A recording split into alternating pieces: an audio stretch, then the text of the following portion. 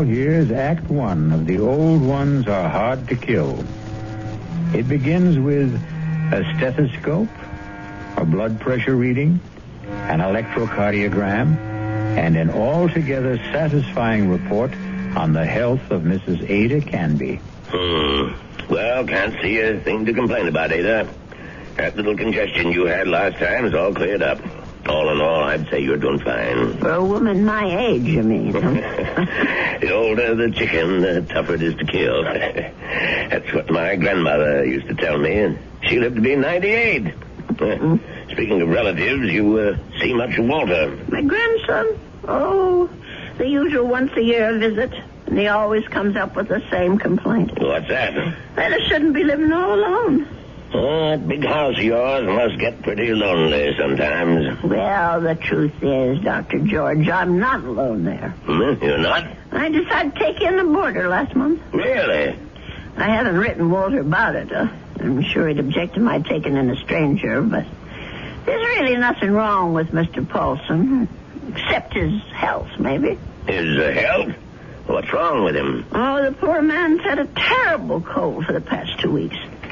Won't let me do a thing for him, though. Well, where did you meet this Mr. Paulson? He answered the ad I ran. He's just back from South America.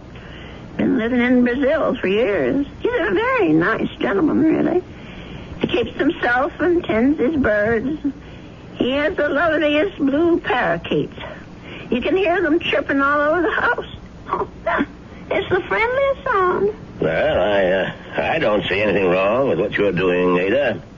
Just make sure you don't go and catch the man's cold. There's not much chance of that. The poor man hardly ever leaves his room. Well, how much do I owe you? I'll send you the bill. I'm sure you'll forget all about it. Promise me you'll send it.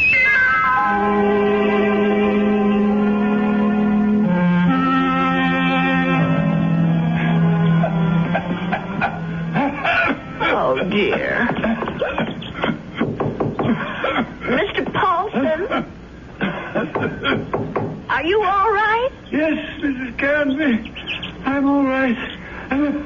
That cough sounds worse than ever to me. Why don't you let me fix you a little hot milk and honey? No, thank you, Mrs. Canby. Thanks very much. I'm going to try to get some sleep. Well, all right, if you say so. I guess it's time I was in bed myself.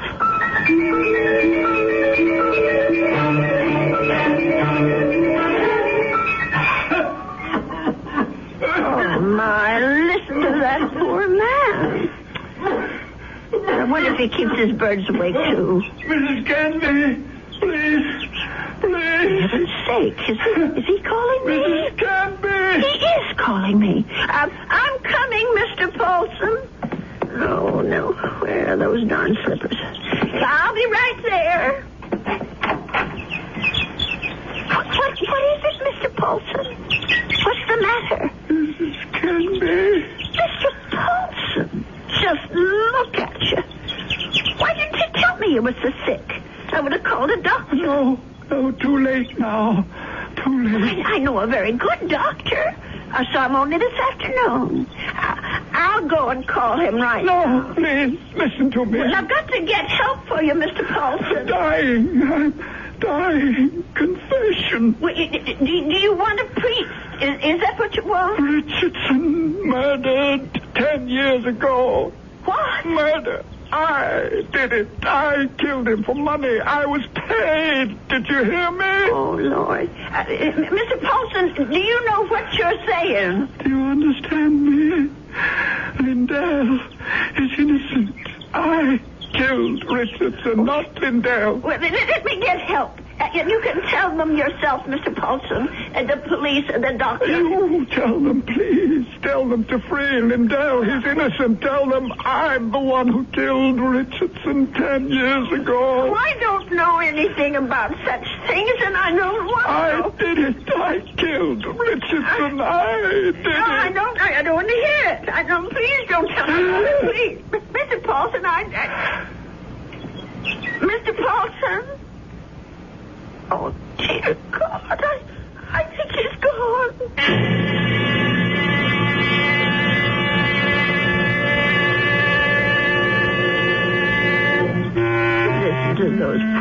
birdies. I suppose they miss poor Mr. Paulson.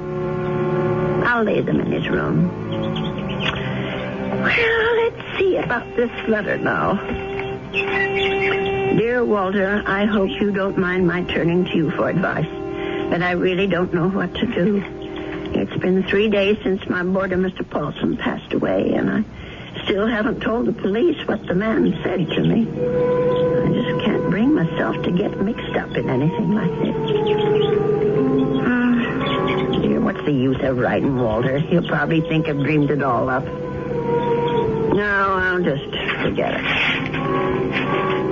Only how do you forget such a thing? Those names, I keep hearing them. Richardson, Lindell. Lindell is innocent. Oh, dear God, what if it's all true? If Mr. Paulson actually murdered this Richardson and Lindell is innocent? Only, well, who are they? I wonder if the telephone book, well, why not? Let's see. Richard, all right. C-H-A-R-S. Yes, here it is. Oh, Lord, there's dozens of them. Well, I'll try Lindell. That wouldn't be as common, I don't suppose. Yes, here it is. There's only about half a dozen, then. C-L-D-L-L. Oh, my heavens. Lindell and Richardson. Both names together. Lindell and Richardson Investments. 9 Concourse 4153132. I wonder if... Well, maybe it's the only way to be sure.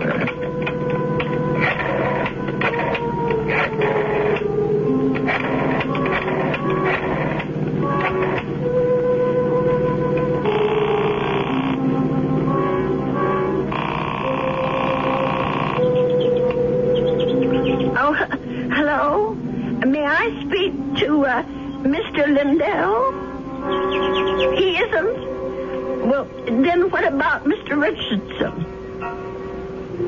Oh, I see. Well, is there someone there I can speak to? Yes, please. Thank you.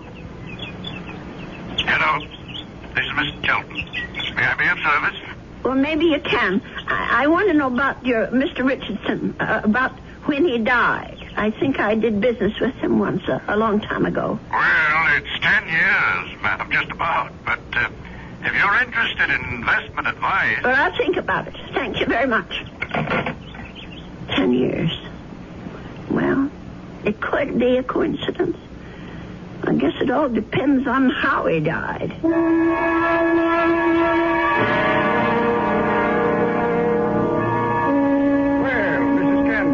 Come in. Have a seat. Thank you.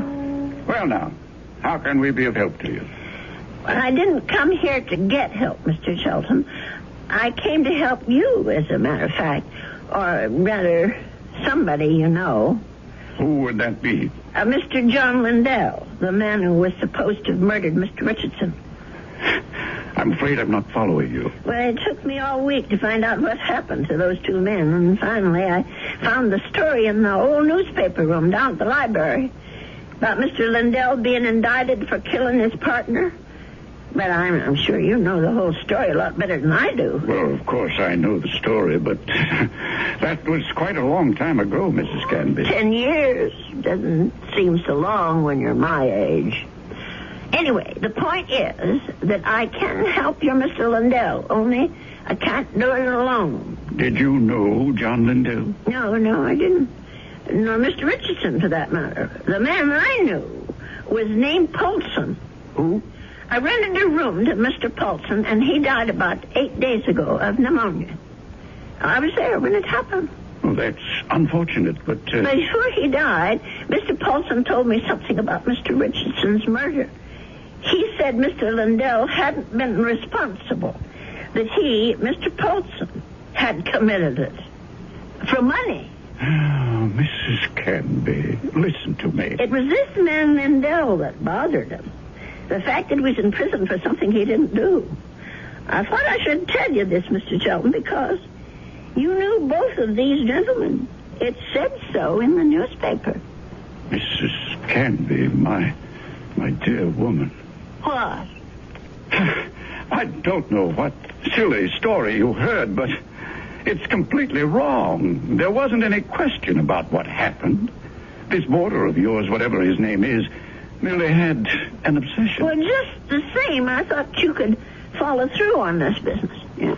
Tell the police, because if it is true, Mr. Lindell should be freed. On evidence like that? I don't know anything about evidence. I'm just telling you what I heard.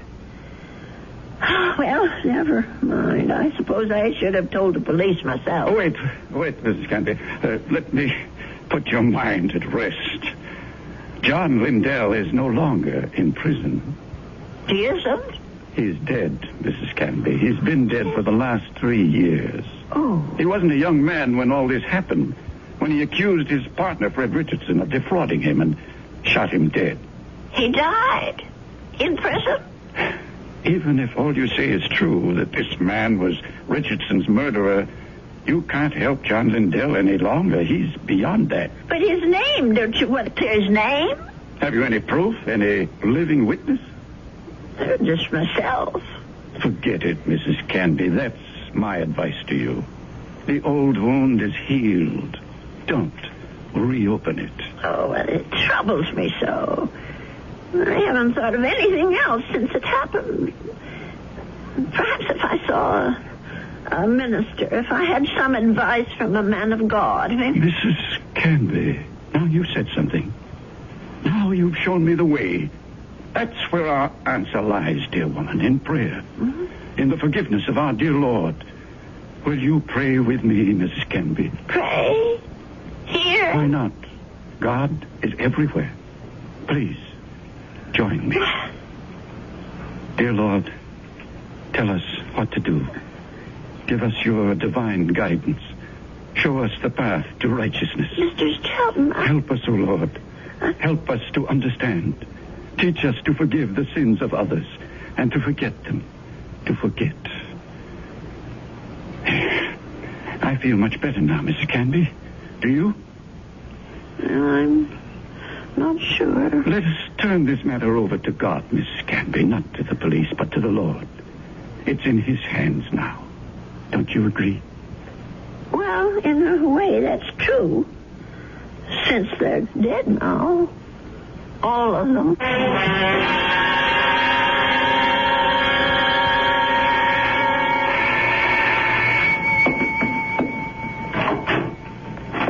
Yes? Mrs. Canby? Yes? My name's Stuart Winfield, Mrs. Canby. Mm-hmm. I understand you have a room for rent? Yes, I do. Well, I'm new in town. I just arrived from Philadelphia. I've been staying at a hotel, but I'd like something homier. Well, the room I have is $35 a week. I can't offer you any meals, but you can use the kitchen all you want. Well, that sounds good to me. Would you like to see the room? Yes, ma'am, I sure would. Well, come on in then. Thank you. By the way, how did you know I had a room for rent? I was going to place an ad this weekend. Oh, I guess someone at the hotel mentioned it. I forget just who. Say, this is a real fine old house, Mrs. Canby. Mm-hmm. I can see that I'm going to like this place. Just fine.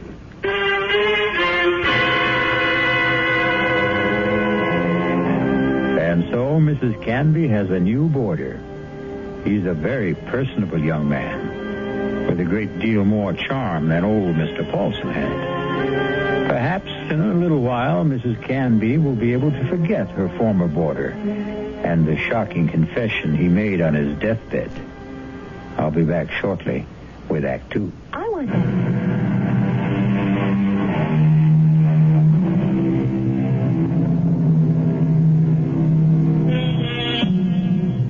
Winfield took no time at all to make himself at home in Ada Canby's big old house.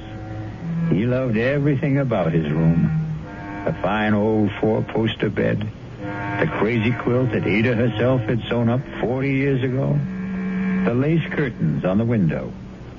He even loved Mr. Paulson's blue parakeets. But what he really seemed to like best was Mrs. Canby herself. Just take me 2 minutes to get these clean sheets. on the bed, Mr. Here, let me give you a hand. No, I can manage. I've been making this bed for almost 50 years. 50? You've lived in this house that long? Moved in here when I got married back in 1919. My husband David bought it for us. Our only son Ralph was born in it. And you've lost them both? Yes, they're both dead, but I haven't lost them. Oh, yes, I understand, Mrs. Canby. I guess I feel that way about my mom. Your mother's dead? Yes, she died when I was 2. Oh. Listen, Mr. Winfield, are you sure you want these birds in your room? I could take them to the parlor if you want. No, I think they're great. I think everything's great about this house. But there is something you can do for me. What's that? Would you mind not calling me Mr. Winfield? Oh? That's what they call my father. My name's Stuart. Well, all right, Stuart.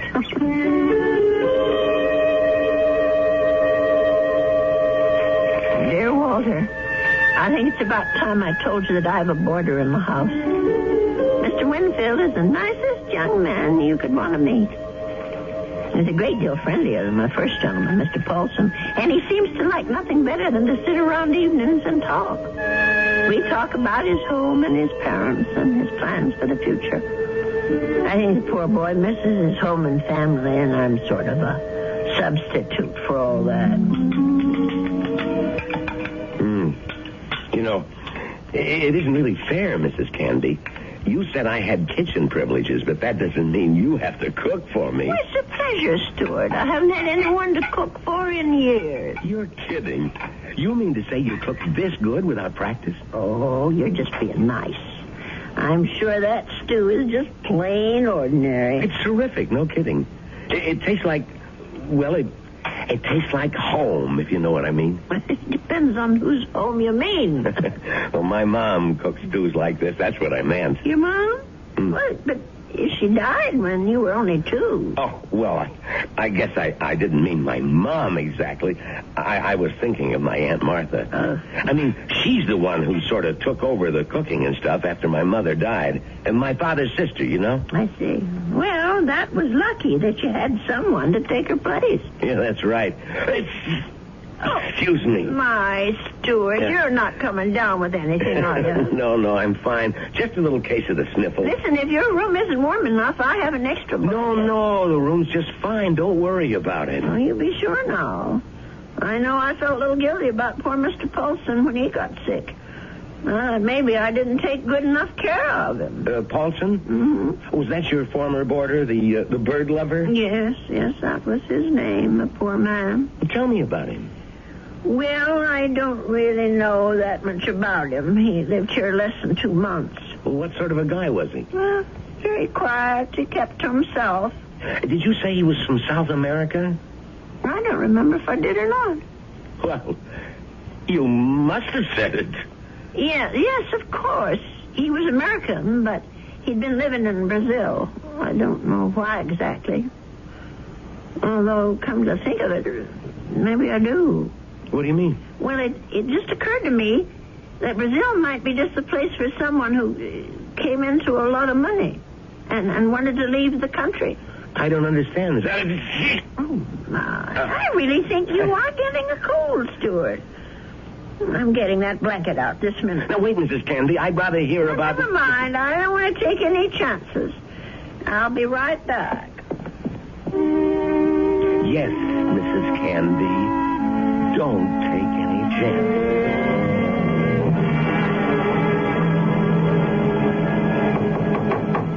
Stuart? Yes? Come in. I brought you a tray, Stuart. Oh. No, you shouldn't have gone to all that trouble, Mrs. Canby. Wasn't the least bit of trouble. Besides, you've got to have some supper. Feed it cold and starve a fever. That's what I mean, I was going to come out to the kitchen and get myself a sandwich or something. You didn't have to bring it to me. Oh, look at that. Is that roast chicken? Well, that's what it's supposed to be. I hope it tastes all right. Noodle soup with dumplings. Mrs. Canby, you're spoiling me rotten. Do you know that? Yeah, I just thought it'd be a good idea if you stayed in bed and took it easy. You weren't planning to go out tonight, were you? No, I was just going to stay in and read for a while. Maybe watch television. Oh, that's good. Here, I'll just set this tray down. Oh, the service here is just too good. Oh, we never finished our talk the other day about that boarder of yours, Mr. Paulson. Well, there's not much to say about him, really. Well, you said something about his living in South America. You said you thought you understood why he was living there. Sounded real interesting.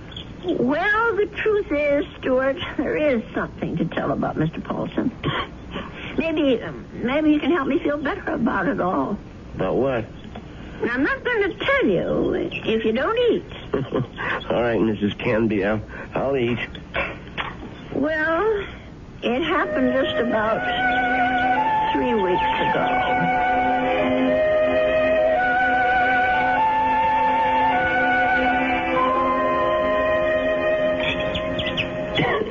You know something, Mrs. Candy? That's about the best roast chicken I've had in years. I'm sure I spoiled your appetite with all my chatter. No, that was a really interesting story. But what do you think of it all, Stuart? No, the killer is the man who hired Mr. Paulson. Don't you see? Is it right that he should get away with it? Now, wait a minute. You're jumping to conclusions. No, I'm not. Mr. Paulson told me that he was hired to do this thing. Well, maybe he was hired by Lindell. Maybe Lindell hired him, and then Paulson got cold feet, and Lindell did the shooting himself. No, I'm sure that isn't true. You see, I read the newspaper article all about it. Well, you really were thorough about this, weren't you, Mrs. Candy? You poor man. That cold's gone to your chest now, hasn't it? No, I'm all right. Stop worrying about me. Let's talk about this other problem of yours. Well, maybe I'm making it more of a problem than it should be. Maybe if I just told the police everything, I could forget it once and for all. No, I really couldn't advise that, Mrs. Candy. Well, it said in the newspaper story that the two men were partners in that investment firm. Mr. Lindell thought that his partner Richardson was cheating, taking money out of the firm, and that's why he's supposed to have shot him. Wasn't there a witness to the shooting? Why, yes, I think there was. Come to think of it, it was Mr. Shelton. That's right. Well, doesn't that wrap it up for you? Well, it would if it wasn't for Mr. Paulson. Listen, Mrs. Candy, you know how much I like you. Why, in just a few days, you're more like family to me than my Aunt Martha ever was. Well, it's nice of you to say, Stuart. And that's why I want you to listen to me about this. That's why I want you to forget about this whole foolish thing. And listen to you. You sound awful, Stuart. Just terrible. No, I'm all right. No, you're not all right. I'm going to get you some cough medicine right this minute.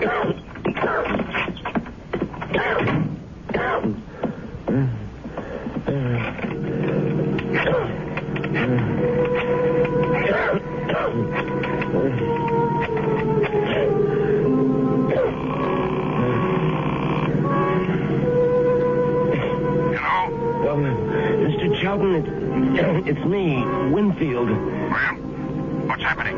I think I better stick around for a few more days, Mr. Shelton. The old lady's beginning to get fidgety, if you know what I mean.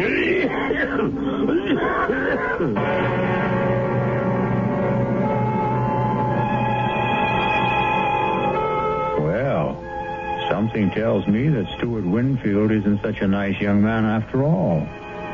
Could it be that he wasn't telling Mrs. Canby the truth about his dear mother and his Aunt Martha? Could he have not told her the truth about his plans for the future? Of course, the real issue is, what sort of plan does he have for Ada Canby's future? I'll be back shortly with Act 3. If you want to watch...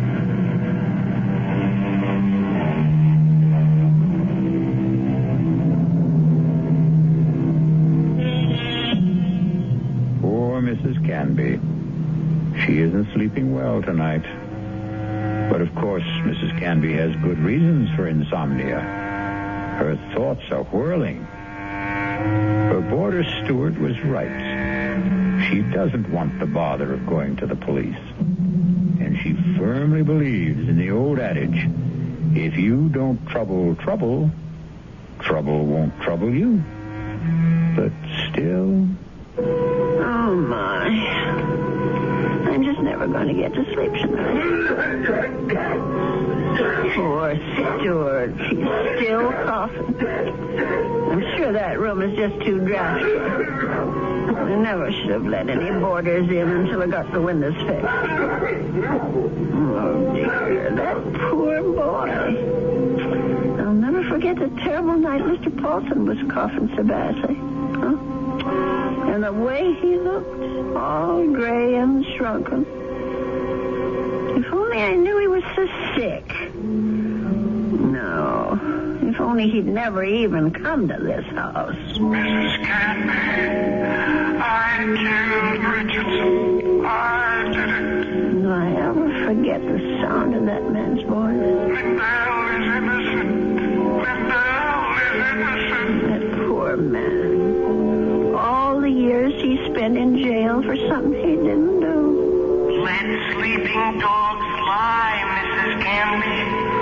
My Aunt Martha always said, let sleeping dogs lie. Oh, if only I could get some sleep. Let us turn this matter over to God, Mrs. Canby. Not to the police. Not to the police. Not to the police. What a strange man he is, Mr. Shelton. The way he talked about God, praying at his desk. Of course, God is everywhere, but his desk. I killed Richardson. I murdered him for money. I was paid. Paid? Someone had to pay him. Mr. Paulson wasn't the only guilty one. Someone else was, too. Forget. Oh, dear Lord. Mr. Shelton, what did that newspaper article say? The chief witness against Mr. Lindell was Arnold Shelton. But how could he be a witness to something that never happened? How could he be? I'll have to tell someone. I'll have to talk to someone.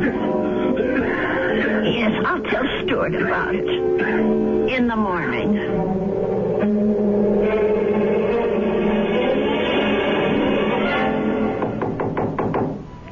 Stuart, are you awake? Yes, I'm up, Mrs. Canby. Come in. Oh, no. Now, don't tell me I'm getting breakfast in bed, too. Well, I know you had a terrible night last night, Stuart. You were coughing much worse than ever. I guess that medicine wasn't very good. Sorry I kept you awake, Mrs. Canby. No, that wasn't your fault. No. Something else kept me up. What was that? Oh, my mind, I guess.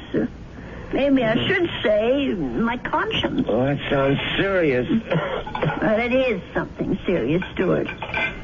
Well, I might have let a man get away with murder. No, it's even worse than that. He did something worse than murder. You're talking about Paulson again. No, I'm talking about the man who hired Mr. Paulson. He didn't just have that man Richardson shot. He let an innocent person go to jail and die there. Now, that's like committing 2 murders, if you ask me. I have to tell you something that occurred to me last night. Sure, go ahead. Well, it's about Mr. Shelton. Mr. Arnold Shelton. Yeah? Go on. I'm listening. Stuart, I wonder if maybe the reason Mr. Shelton was so upset with me, the reason he didn't want me to go to the police, was because he was afraid. Explain what you mean. Well, what I mean is maybe Mr. Shelton had good reason besides the one he told me. He was working for both Mr. Richardson and Mr. Lindell at the time of the murder. Well, so what? Well, he was also the chief witness at the trial. A witness for the prosecution. But he saw the shooting, didn't he? But that's just the point. saw Mr. Lindell shoot Mr. Richardson. Well, that's not what you told me last time. I mean that he was an eyewitness. No, that's right. He didn't actually see the shooting. He was miles away when it happened. I don't quite remember the details. There was something about a phone call, maybe? Yes, that's what it was. He claimed that Mr. Richardson was talking to him on the phone when Mr. Lindell showed up at his apartment. He said that Richardson cried out something about Lindell having a gun. And then he heard the shot. But how could that have happened if the gun was fired by Mr. Paulson? If, Mrs. Canby, that's the big little word, isn't it? If. But don't you see what I'm saying, Stuart? Arnold Sheldon had the most to gain. Gain? From what? From both these men leaving the firm. That'll leave the whole thing to him. All those customers, all the investments he handles, all the commissions, or whatever they call it. Are you accusing this guy Shelton of being the killer? Yes. It's the only answer, Stuart. Look, if that was the case, the police would have figured it out. But they didn't. There was nothing in the stories I read that pointed any suspicion at Mr. Shelton. I don't suppose it even occurred to them. And now, the company is all his.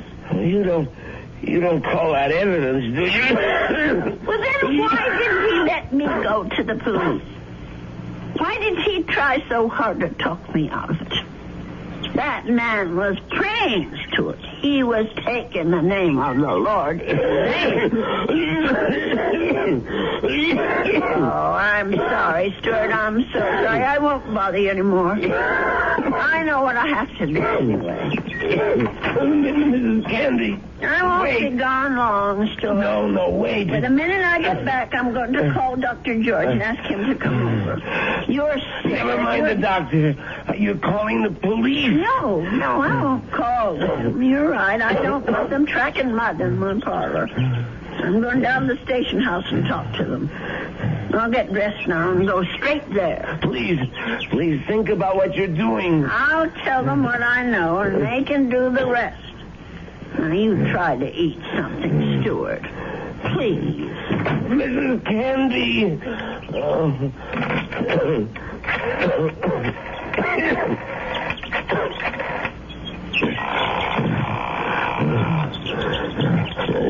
Sheldon? What is this, Winfield? I told you not to call me at the office. It's an emergency. You sound terrible. What's the matter with you? I'm sick. Only you're going to be a lot sicker. What are you talking about? The old lady. I can't stop her. She's decided to talk. What? She figured it out. Figured out exactly what you did, Sheldon, and how you did it. You fool. You've got to stop her. Do you hear me? That wasn't part of the deal, Sheldon. It's all of the deal now. The price didn't include anything like that. The price just doubled. Old ladies are always having accidents. Make her have one. Make her have one now, Winfield. All right. She's gonna have a fall down the cellar steps. Right now. I gotta get my robe on and my slippers. I gotta hurry.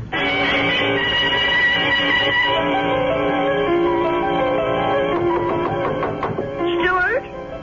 Is that you? Open up, Mrs. Canby. Stuart Winfield, what are you doing out of bed? Now, you go right back there this second. I gotta talk to you, Mrs. Canby, before you go to the police. Just listen to you. You're all winded. You can hardly talk, Stuart. Now, go back to bed before you catch pneumonia, too. Now, don't go, Mrs. Canby. It would be better if you never went to the police. Better for you. Better for me. For you? I don't understand. Well, then I wouldn't have to hurt you, Mrs. Canby. That's what I mean. I wouldn't have to do anything bad to you. Stuart, what in the world are you talking about? Come on, old lady. Stuart! You're smart, all right. You really think things through. So now think a little harder. You knew? Stuart, you knew about Mr. That's right. That's how you knew my room was so red, because Mr. Shelton told you. Now you're getting there, Mrs. Canby. That's why you rented it. That's why. You were sent here. Just to watch you, Mrs. Canby. Just to see that you stayed sensible. Mr. Shelton, dear. I was hoping you'd never change your mind about calling the police. I didn't want this part of it. This isn't the part I like. Let me go. Just relax, Mrs. Canby. Just take it easy. Please, Why, you're as light as a feather, Mrs. Canby. Just like my Aunt Martha would have been if I had an Aunt Martha. Please, let me down. Please. We've got a date now, Mrs. Canby. Let me go. Don't put up such a fight, Mrs. Canby. I'm sick, remember? Just shut your eyes. Please, shut your eyes and don't look down. Oh, God. Stuart, those stairs. Just shut your eyes. They'll all be over.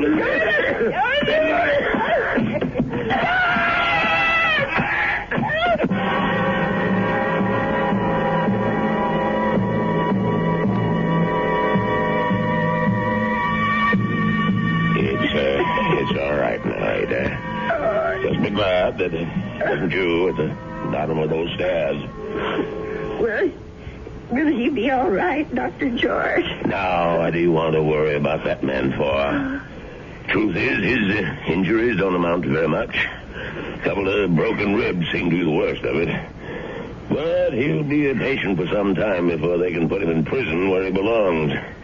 Him and his friend. What was that man's name again? You mean Mr. Charlton? Have they arrested him? Yeah. That's what the police detective said. I don't understand. Stuart's injuries aren't serious. It's not the fall that made Winfield so sick. His case was diagnosed as simple pneumonia at first. And then I remembered about your first boarder. Nelson, was it? No, Paulson. Yes, Paulson. But he had pneumonia, too. He died of it. Oh, is pneumonia contagious? Yes, it is, but this disease was even more contagious. It's a pneumonia caused by a disease called psittacosis, better known as parrot fever. You get it from sick birds, like the parakeets in your spare room. Oh, no. Mr. Paulson's bird. Sorry, Ada, but they had to be taken out and destroyed. Oh, what a shame. There's one reason I feel sorry for them. They saved your life. Made Mr. Winfield too weak even to throw a little old lady down a flight of steps. Those poor little creatures. Yeah, but you can be grateful they didn't make you sick, too. Parrot fever is so contagious that no more than one person in 1,000 could be exposed to it and escape infection. It was pretty darn close to a miracle, Ada. We're hard to kill, Doctor. Remember? The old ones are hard to kill.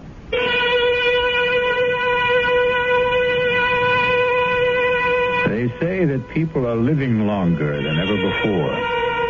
And when we look at Ada Canby, we can understand why. She's a tough old lady. So tough she could withstand the threats of man, beasts, and bird. So let that be a warning to all those who think that our senior citizens are easy prey for crime. Watch out. They may turn the tables on you. Or the stairs. I'll be back shortly.